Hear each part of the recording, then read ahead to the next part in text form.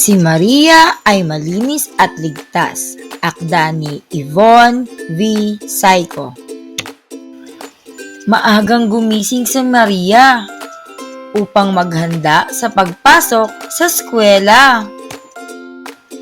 Siya ay naligo upang linisin ang katawan at maging presko ang kanyang pakiramdam.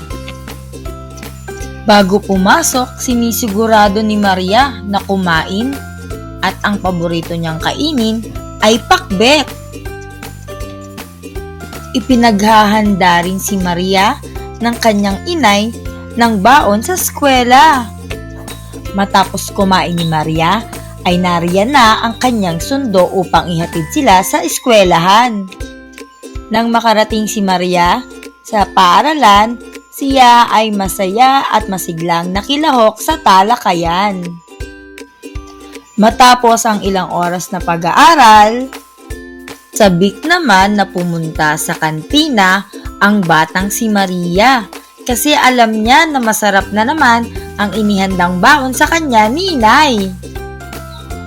Masayang kinain ni Maria ang kanyang baon na inihanda ng kanyang inay kasama ang kanyang kaklase. Matapos ang klase, oras na ng uwian at tapos nang maglinis si Maria kasama ang kanyang mga kamag-aral. Nang makauwi si Maria, naubutan niya si inay na nagluluto at naghahanda ng kanilang kakainin sa hapunan. Matapos yun, ay agad namang kumain ng hapunan ang buong pamilya. Habang kumakain, nagpasalamat si Maria sa kanyang inay dahil sa pabaon nitong veggie balls. Lubos niya itong nagustuhan dahil bukod sa masarap, ito ay masustansya pa. Matapos kumain ni Maria, oras na para maglinis ng kanyang katawan dahil siya ay matutulog na. At magpapahinga dahil napagod siya sa buong maghapon. Bago matulog, nagdasal muna si Maria. Ipinagpasalamat niya ang buong maghapon. Kasama rin sa panalangin ni Maria ang kaligtasan at kalusugan ng buong pamilya niya. Mga bata, ano ang pamagat ng kwento? Mahusay! Ang pamagat ng kwento ay si Maria ay malinis at ligtas. Ano ang ginawa ni Maria paggising niya? Tama mga bata, siya ay naligo upang linisin ang kanyang katawan. Ano ang paboritong pagkain ni Maria?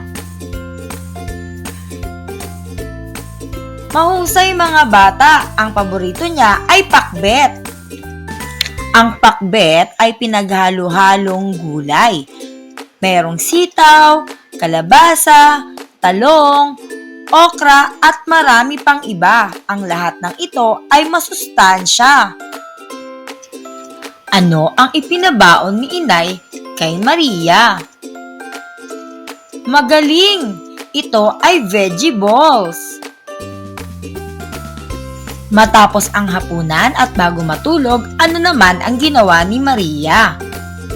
Very good mga bata, siya ay naglinis muli ng kanyang katawan. Alam kong kayo ay nakinig. Maraming salamat mga bata. Hanggang dito na lang. Salamat! Paalam!